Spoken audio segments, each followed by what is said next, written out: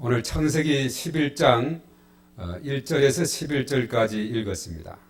그래서 오늘 이 말씀으로 바벨탑 이야기를 상고하고자 합니다. 우리가 성경을 읽어 나갈 때 창세기 1장에서 11장까지는 원역사다 이렇게 말합니다.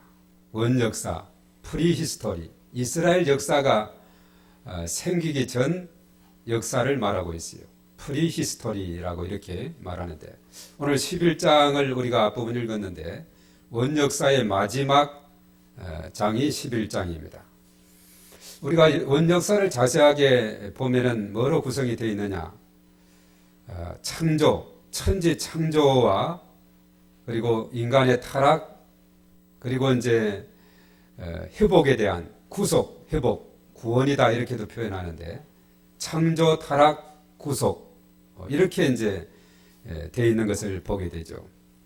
그래서 창세기 1장에 태초에 하나님이 천지를 창조하시니라 하면서 6일 동안에 쭉 하늘과 땅과 해와 달, 별, 또 각종 짐승들, 동물들, 그리고 마지막에 우리 사람을 창조하셨다 이렇게 말씀하고 있죠.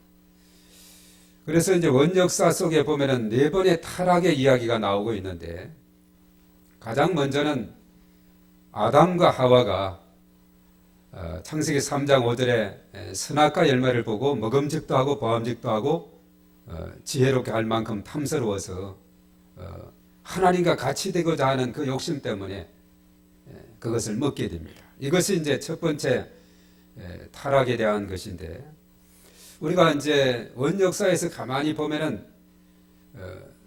타락 다음에 반드시 하나님께서 그것을 끝난 것이 아니라 심판을 내리시고 그리고 구원을 베풀어 주는 것을 보게 돼요. 아담과 하와 같은 경우는 어떤 벌이 내려졌느냐? 불순종으로 인해서 그 불순종이 이제 원죄를 가져왔다 그럽니다. 구약 시대 불순종이 죄고, 신약 시대 예수님 믿지 않는 것이 죄. 일반 세상 사람들이 죄하면 감옥소를 생각하는데, 불순종이 죄고 예수님 믿지 않는 것이 죄입니다. 그래서 아담과 하와가 선악과 열매 먹으면 반드시 죽는다, 먹지 말라 했는데 먹었어요. 이게 불순종이거든요. 그래서 아담과 하와가 최초로 타락해서 그들이 내려진 벌은 뭐냐? 바로 에덴 동산을 추방을 당하게 돼요. 물론 남자는 열심히 일을 하는 그런 하나의 수고가 있어야 되고, 여인에게는 해산의 고통, 모든 사람에게는 그 죄의 결과로 죽음이 주어졌다 하는 것이죠. 그리고 에덴 동산의 추방이 됩니다. 그래서 그것은 끝이 아니라 그 다음에 보면 이 가죽옷이라고 나오고 있어요. 가죽옷.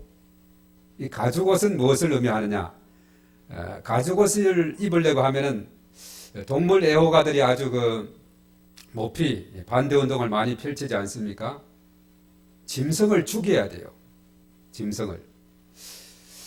어디선가 봤던가요? 어떤 큰 옷을 한 옷을 만들려고 하면은 어느 미개 지역 같다는데, 옷을 만들려고 하면 쥐를 잡아서 쥐 가죽으로 하는데, 그 쥐가 몇 마리 죽어야 되느냐 하면 하여튼 수없이 많이 죽어야 옷이 한 벌이 되더라고요. 호랑이나 사자 같은 경우는 한 마리 잡으면 웬만큼 옷 몇 벌 나올 수도 있는데, 쥐 같은 경우는 수없이 많이 죽어야 옷 한 벌이 되는, 이 가죽옷이라는 것은 뭐냐면 피를 흘려야 된다는 것이죠. 그래서 피 흘림이 없으면 제사함이 없다 해서 구약에는 짐승의 피, 신약시대 와서는 예수님의 그 십자가 그 피가 저와 여러분들을 구원하게 된 줄로 믿습니다. 바로 이 가죽옷을 지어 입혔어요. 그 깊은 의미가 있습니다. 바로 우리가 예수님에 대한 예언이 창세기 3장 15절 여인의 후손이라고 나와 있지만, 가죽옷에서도 거기에서도 찾을 수가 있습니다. 이따 오늘 이 본문의 말씀에서도 발견할 수가 있는 부분이 있는데요. 그 다음에는 보면 또 누가 타락했느냐 하면 아담과 이브가 누구를 낳았죠? 가인과 아벨을 낳았는데, 최초의 살인자가 형 가인이 아벨을 동생을 죽인 거예요. 그래서 가인에게 어떤 벌이 주어졌냐? 방랑자, 유랑자의 벌이 주어졌고, 그때 그랬죠. 내가 뜨돌이 생활할 때 나를 사람들이 만나 죽이면 어떻게 하겠느냐? 그 당시 누가 사람이 또 다른 사람이 있었는가 많은 궁금증을 앓게 되는데 하여튼 이 성서는 모든 사람에 대한 기록을 다 할 수가 없어요. 그때도 많은 사람들이 있은 것 같아요. 거의 동생의 동생인지 하여튼 어떻게 된지 가인과 아벨이 있었는데 아벨 죽이고 나면 어떻게 누가 다른 사람이 있느냐 하지만은 나를 만나는 자들이 나를 죽이겠나이다. 그때 보호의 표시를 베풀어 주게 된 것을 봅니다. 그러지 못하게 할 것이다. 그리고 나서 그 다음에 또 어떤 심판이 원역사에서 주어지냐 하면 6장에 가면은 노아 홍수입니다. 사람들이 숫자가 많아지다 보니까 점점 악이 하늘에 닿을 정도로 사람들이 악해지게 되어 있어요. 하나님께서 사람 지으셨음을 한탄하사 이제 심판하기로 작정합니다. 그때 노아에게는 너는 방주를 지어라. 노아는 맑은 날씨, 멀쩡한 날씨임에도 불구하고 오랜 시간을 걸쳐서 하나님 말씀에 순종해서 퉁탕 예쁜 방주를 짓게 되죠. 세상 사람들은 비웃어요. 지금 하늘이 이렇게 멀쩡한데 무슨 비가 온다고. 저 노아 저 할아버지 아주 참 쓸데없는 일 한다고. 그랬지만은 방주가 다 완성이 됐을 때 하나님은 뭐로 심판했느냐? 40주야 홍수로 심판을 내린 줄 믿습니다. 노아의 8 식구는 방주에 들어가서 안전하게 보내게 됐는데, 자, 노아의 아들이 셋이 있었는데 이름이 누구죠? 셈과 함과 야벳이죠. 자, 셈과 함과 야벳이 그 세 아들인데, 사실 이제 오늘 11장 신할 팽지라고 나오고 있어요. 노아의 방주가 이제 둥둥 떠다니다가 어떤 산자락에 걸렸는데 그 산이 어떤 산이죠? 노아 방주가 걸린 산이 8장 4절에 나오고 있는데 어떤 산일까요? 예, 아라랏 산이죠. 예, 아라랏 산이라고. 자, 이 아라랏 산은 터키 지역에 있는, 자, 거기에서 이제 동쪽으로 쭉 가던 무리가 있었는데 어떤 족속이 갔느냐?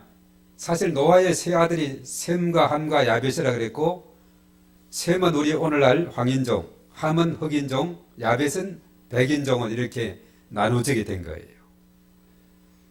자, 함의 손자가 이름이 누구냐? 그 10장에 보면은 10장 6절의 말씀에 보면은 함의 아들들이 나오는데 뭐 누가라 있습니까? 함의 아들은 구스와 미스라임과 풋과 가나안이요. 자, 그 중에서 이제 구스의 아들 중에 쭉 소개되고 있는데 8절에 다 같이 시작. 구스가 또 리모롯을 낳았으니 그는 세상의 첫 용사라. 예. 그러니까 함의 손자 구스의 아들 리모롯이 이제 나라를 세우는데 10절에 보면 그의 나라는 신할 땅의 바벨가 이렇게 되어 있죠. 예. 그래서 오늘 11장 1절에 1절과 2절에 보면 이에 그들이 동방으로 옮기다가 신할 평지 아라랏 산에서 점점 동쪽으로 가다 보니 오늘날 말해서 이라크 지역이죠. 터키에서 동쪽으로 가면 이라크 지역이죠.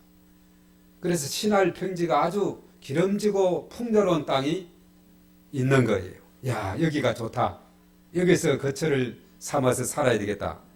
바로 함의 손자 니므롯이 건설한 그 도시 국가가 바로 신할 땅에 펼쳐진 그 국가가 되고 있다. 이렇게 우리가 보게 되는 것입니다.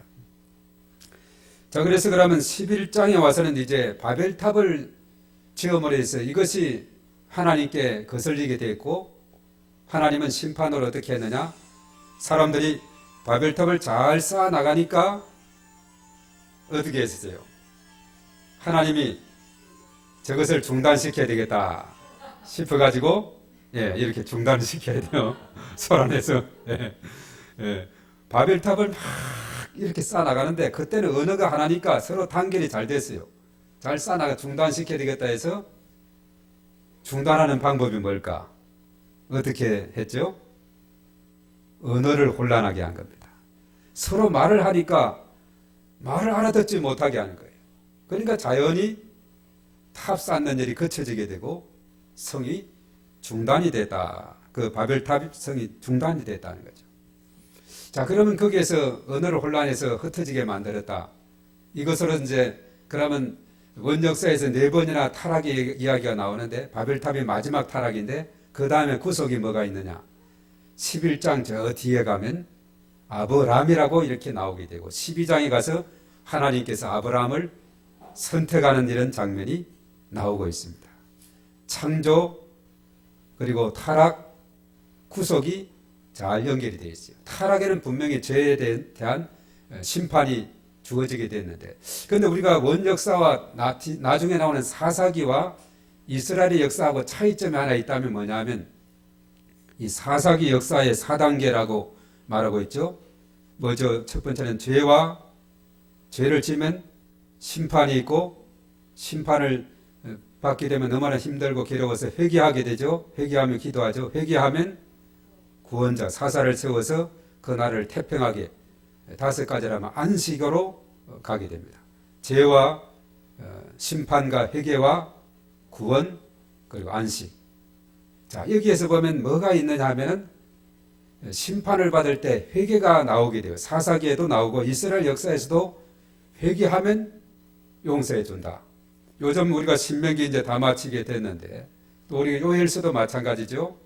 여러 가지 많은 요엘서도 메뚜기 재앙을 통해서 심판을 내렸는데 그 죄에 대해서 너희들이 여호와께로 돌아오면 회복해 줄 것이고 회복해 줄 뿐만 아니라 복을 내려 주실 것이고 풍성하게 해 줄 것이다. 요즘 우리가 이번 12월 달에 묵상하는 요엘서가 바로 그런 핵심으로 나오고 있어요.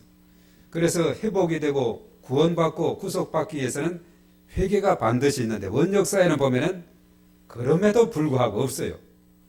아담과 하와에게도 가인에게도 또 노아 시대도 그리고 바벨탑 이야기에서도 회개가 없이 바로 타락과 바로 구속이 바로 이렇게 연결되는 이러한 사실을 우리가 발견을 할 수가 있다는 사실입니다. 자, 그래서 오늘 이 말씀이 우리가 창세기 11장 1절에서 9절은 우리 유아부, 영아부 그리고 유년 1, 2, 3학년, 초등 4, 5, 6학년, 중등 중 1, 2, 3, 4, 3학년, 고등 1, 2, 3학년 다 본문이 다 똑같아요. 다 본문이 똑같은 부분입니다. 자, 그렇다면 자, 유년부에서는 이 본문을 가지고 뭐라고 제목을 정했느냐? 멈추게 하셨어요. 네, 바벨탑 쌓다가 멈추게 됐죠. 멈추게 하셨어요. 초등부는 글자 그대로 바벨탑을 높이 쌓은 사람들. 그리고 중등부는 여도 영어를 썼어요. 타워 오브 바벨. 바벨탑을 영어로 표현합니다. 고등부에서는 무너진 바벨탑 이렇게 말합니다. 장년부에서는 이 비전과 같이 하나님 나라 세속적 세계관을 교정하는 하나님의 선물이다. 이따 세속적 세계관하고 기독교적인 세계관을 잘 우리가 살펴볼 것인데 바로 이 세계관에 대해서 그렇게 말씀하고 있습니다. 그래서 오늘 이 본문의 말씀은 그렇죠. 이제 함의 손자가 되는 니므롯이 신할 평지에 도달해서 도시를 세워 나가는데 이것이 잘못됐다 그래요. 왜냐하면 일찍이 그 노아에게 하나님께서 무엇을 맺었느냐 하면 9장 1절의 말씀이 이렇게 해서 하나님이 노아와 그 아들들에게 복을 주시며 그들에게 이르시되 생육하고 번성하여 땅에 충만하라. 온 땅으로 뻗어나가라. 그리고 이제 9장 7절에도 그렇게 했어요. 너희는 생육하고 번성하여 땅에 가득하여 그 중에서 번성하라. 이렇게 했습니다. 물론 이제 창세기에서도 이제 1장 부분에서 28절에서도 그러고 번성하고 충만하라. 온 땅으로 뻗어나가라. 이렇게 했는데 근데 사실 이 니므롯을 중심한 그 식구들은 신할 평지에서 무엇을 생각하느냐? 이 평지에서 높이 탑을 쌓고 우리 이름을 높이 이렇게 날리자. 그래서 이들은 하나님 없는 공동체를 구성하고 있습니다. 높이 이 땅하고 높이 떨어져서 높이 성을 쌓아서 이제 자기들만의 세계를 가지려고 하는 하나님 없는 인간 공동체를 추구하는 그런 것을 보게 됩니다.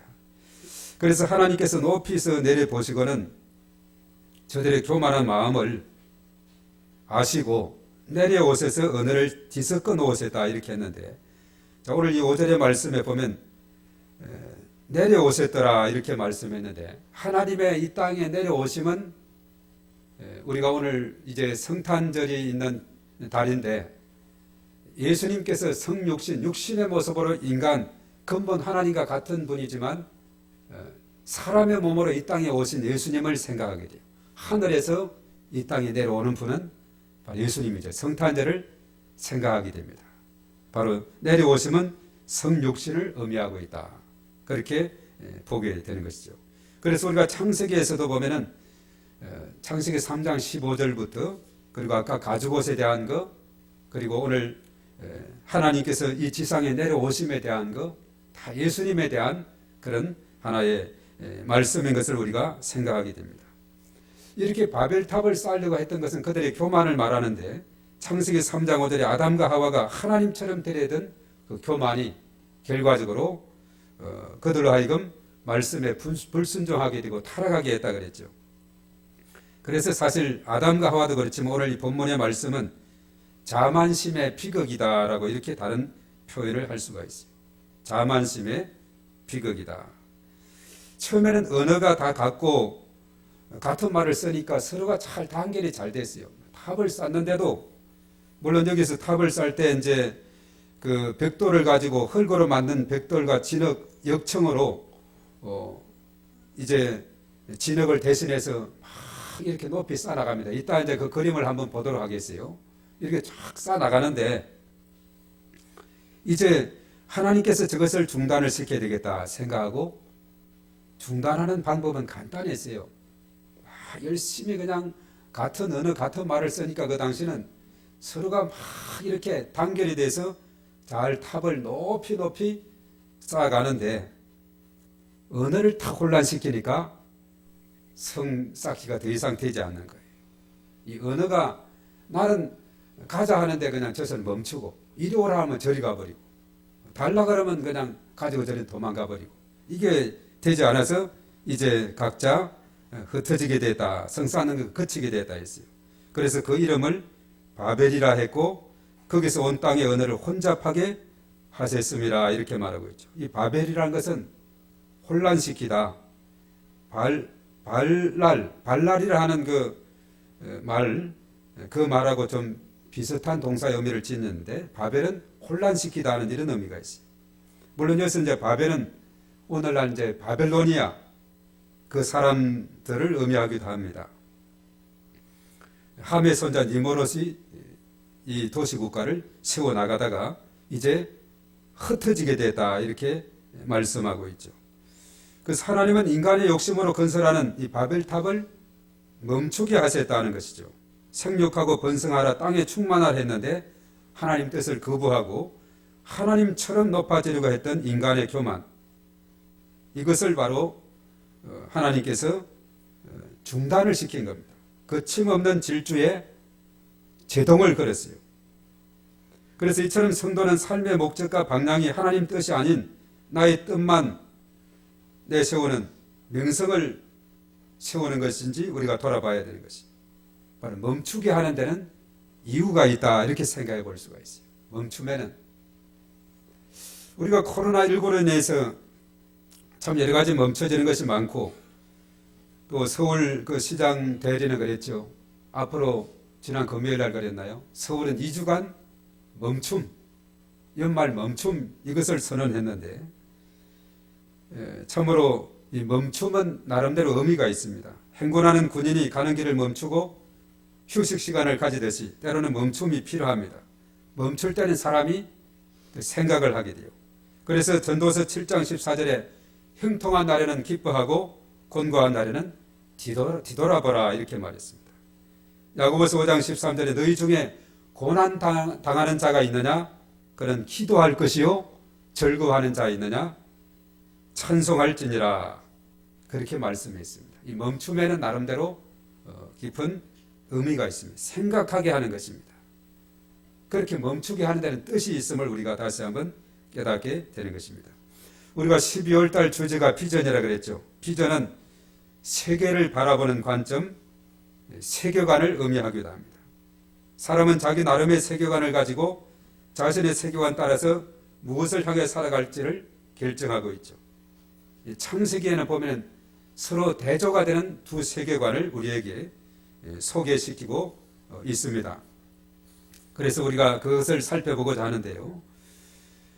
세속적인 세계관하고 기독교적인 세계관을 거기에서 언급하고 있어요. 그래서 우리가 12월 달 목표는 뭐냐면 기독교적인 세계관하고 세속적 세계관을 우리가 잘 비교하고 이 시대를 향한 하나님 나라의 비전을 발견하고 하나님 나라를 이루기 위해서 이 땅에 오신 바로 예수님을 환영하는 그런 달이 돼야 된다는 겁니다. 이제 우리가 그림을 하나 보겠는데, 자 이제 PPT 모드로 가서 이것도 글자가 노아의 방주, 바로 이것은 기독교적인 세계관을 알려주고 있고, 노아의 후손과 바벨탑, 이것은 바벨탑 이야기는 오늘 세속적 세계관을 우리에게 소개하고 있습니다. 자 여기에서 볼 때 노아의 방주는 6장에 나오고 오늘은 11장에 나오죠. 바벨탑은. 자 세계관의 차이는 뭐냐? 노아의 방주는 뭐라고 했어요? 기독교적 세계관. 또 바벨탑에서는 세속적 세계관. 그래서 그 설계자는 어떤 차이가 있느냐? 노아의 방주는 하나님이 설계자고, 또 바벨탑 이야기 노아의 후손에게 있어서는 사람, 인간, 이것이 설계자입니다. 그때 이제 사용한 재료들이 소개되고 있어요. 노아의 방주는 전에는 그 잣나무로 했는데 개역 개정에서는 고페르 나무다 이렇게 표현하고 있어요. 그리고 역청이 있고, 또 바벨탑을 쌓을 때 오늘 재료가 나오고 있죠. 3절에 소개되고 있었는데 벽돌, 벽돌은 흙으로 만든 벽돌입니다.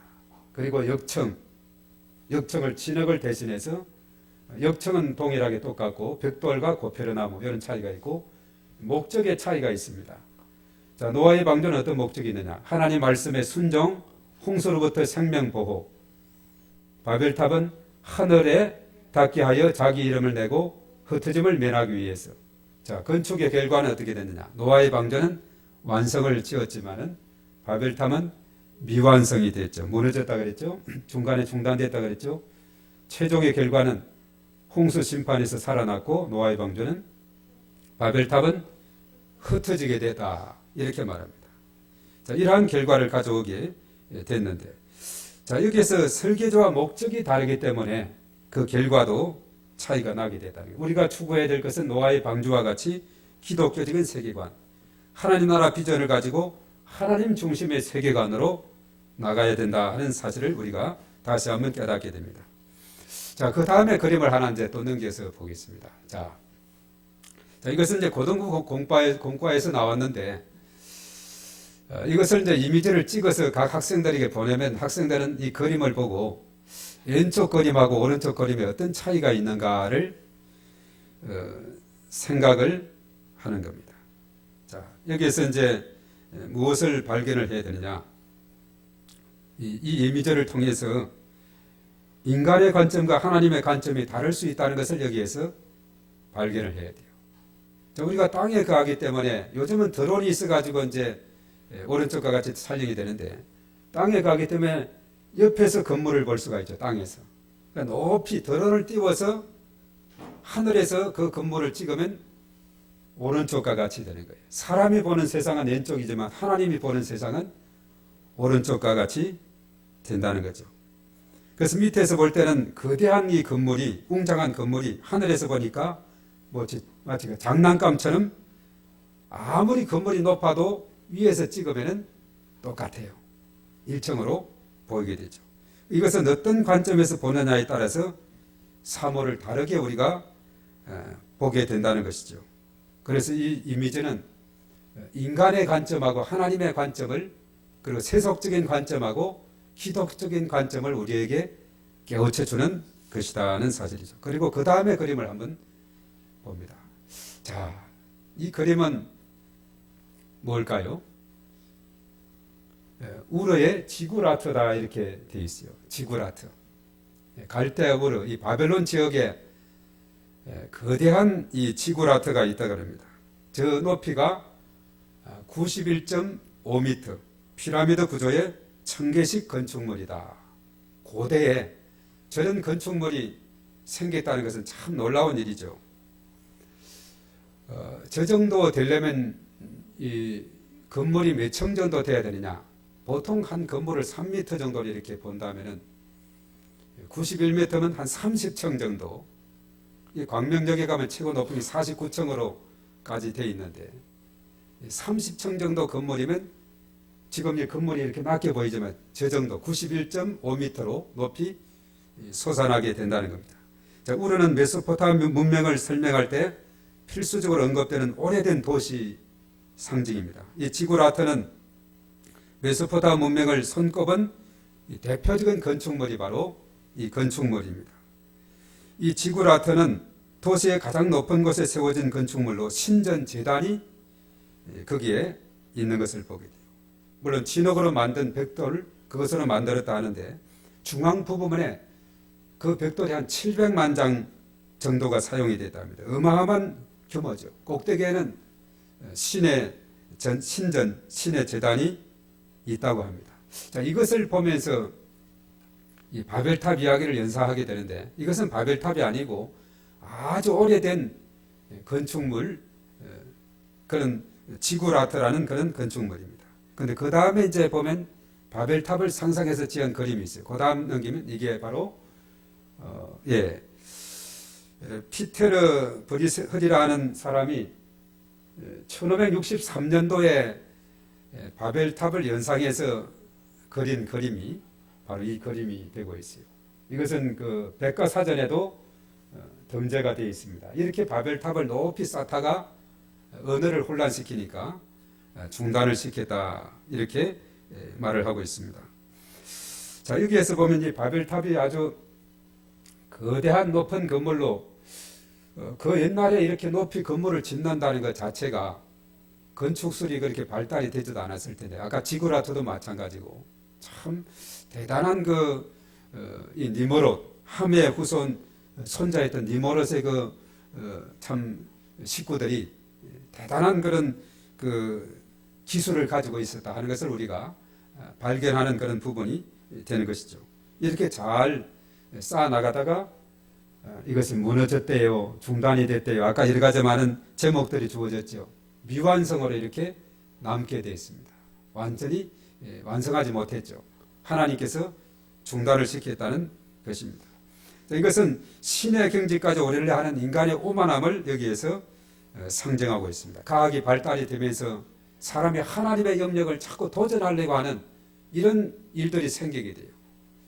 분명히 창조의 세계에서 보면 남자와 여자를 창조했는데 오늘날 이 동성화돼 해가지고 어디 또 대상가는 누구를 초청했다 그랬죠. 남자가 부부라고 해가지고 그 사람이 부부라 그래요. 남자 두 사람인데 그 사람 뭐 초청하니 어쩌게 하는데 이것은 어떻게 보면 오늘 이 사회가 하나님의 영역을 도전하는 겁니다. 도저히 생육하고 번성할 수 없어요. 남자 둘이가 부부가 어떻게 가정을 온전하게 이룰 수가 있겠어요. 아무리 과학이 발달이 돼도 오늘날 사람이 피를 만들 수가 없어요. 우리는 헌혈을 해야 다른 사람에게 피를 공급할 수 있는 그런 가운데 있어요. 인간은 한계점에 있는 거예요. 코로나19가 이렇게 전 세계적으로 한 1년간 작년 말 정도에 중국 우한에 시작이 되는데 아직도 해결 못하는 것은 인간이라는 것은 아무리 과학이 발달하고 의학이 발달해도 여전히 한계가 있다. 미국같이 저렇게 발달한 나라도 10만 명이다, 23만 명이다 하루에 확진자가 나오게 되는 이런 상황이 되면서 얼마나 또 많이 죽어가고 있어요. 그래서 사람이라는 것은 아무리 발달이 되고 이렇게 한다 할지라도 바로 한계에 도달해 있다는 것을 우리가 다시 한번 깨닫게 되는 그런 부분이 되고 있다는 사실입니다. 그래서 우리가 이 바벨탑 이야기를 통해서 우리 사람이라는 것은 하나님 없는 공동체를 만들어 보려고 아무리 노력하고 애를 쓴다 해도 사람은 한계점에 있다. 하나님의 그 능력과 그 역사에 비해서는 우리는 비교도 되지 않는 그런 존재다 하는 것을 우리가 깨닫게 됩니다. 우리가 이제 이 말씀을 통해서 중요한 것은 뭐냐 하면 세계의 중심은 하나님이시다. 하나님은 창조자고 역사의 주관자이시고 모든 것의 주관자가 되신다. 그래서 하나님 중심의 세계관을 우리가 이루어 나가야 됩니다. 그리고 다시 한번 마지막 그림 보겠습니다. 자, 이것은 이 세속주의 세계관 중에 하나인 자연주의 세계관과 기독교적인 세계관을 우리에게 소개하고 있는데, 자, 세속적인 이 자연주의 세계관은 뭐라고 했느냐? 물질은 영원히 존재하며 신은 존재하지 않는다, 이렇게 말하고 있어요. 그런데 창세기 1장 1절은 하나님은 모든 만물의 창조주이시다라고 말하고 있어요. 또 자연주의는 우주는 스스로 생성되기 시작했고 목적도 없다 했는데, 창세기 1장 1절 7절 14, 15절에는 우주는 하나님의 말씀으로 무에서 창조되었고 하나님에 의해서 유지되고 보존된다, 그렇게 했습니다. 또 자연주의 세계관은 인간은 복잡한 기계다. 정신도 기계와 작용이다, 이렇게 말하고 있는데, 인간은 하나님의 형상대로 창조된 존재로서 하나님과 인격적 교제를 가질 수가 있다라고 기독교적인 세계관을 말합니다. 그리고 최후에 대해서 사망과 함께 인간도 소멸된다라고 세속주의자들은 말하는데, 요한계시록 20장 11, 12절에 죽음 이후에 하나님의 심판에 의해서 지옥과 천국으로 가게 된다, 이렇게 말하고 있습니다. 이것이 바로 세속주의, 자연주의적인 세계관하고 기독교적인 세계관의 차이다는 거죠. 우리는 오른쪽에 바로 성경에서 가르쳐주는 하나님이 창조자고 역사의 주관자, 모든 것을 모든 것 되는 것을 우리가 믿고 나아가야 될 줄로 믿습니다. 이제 화면으로 돌아가세요. 이제 기독교 세계관은 성경에 근거하고 있다는 것입니다. 성경은 바로 하나님의 창조와 인간의 타락, 그리고 허물과 죄로 죽은 인간을 구원하시려는 하나님의 구속, 그래서 창조, 타락, 구속이라는 이런 역사로 이루어져 있는 것을 우리가 보게 되는 것이죠. 이 바벨탑 이야기에서 보여주는 세속적인 세계관에서 인간의 야망은 바로 물거품이 되었다. 인간의 욕심이 얼마나 허망한가 하는 것을 우리에게 깨우쳐주고 있습니다. 그런데 기독교적인 세계관을 가지고 오직 하나님께서 천지를 창조하셨고 역사를 주관하고 계시고 오늘도 우리와 함께 계시고 있다는 것을 우리가 굳게 믿어야 될 줄로 믿습니다. 이제 내려오심, 이 땅에 구세주로 내려오신 예수님을 마음속에 믿어서 구원받은 저와 여러분들은 이제 하나님의 뜻에 순종하면서 이 땅에서 하나님 나라를 위해서 살아야 될 줄로 믿습니다. 그래서 하나님 나라의 비전을 가지고 그 하나님 나라 건설과 그 하나님 나라 확장을 위해서 우리가 가치관을 거기에 두고, 그래서 기독교적인 그런 가치관, 세계관을 가지고 이 땅에 살아가야 된다는 것을 우리에게 깨우쳐주고 있습니다. 그리하게 될 때 하나님께는 영광이 되고 우리 모두에게 큰 축복의 역사가 강물처럼 넘치게 될 줄로 믿습니다.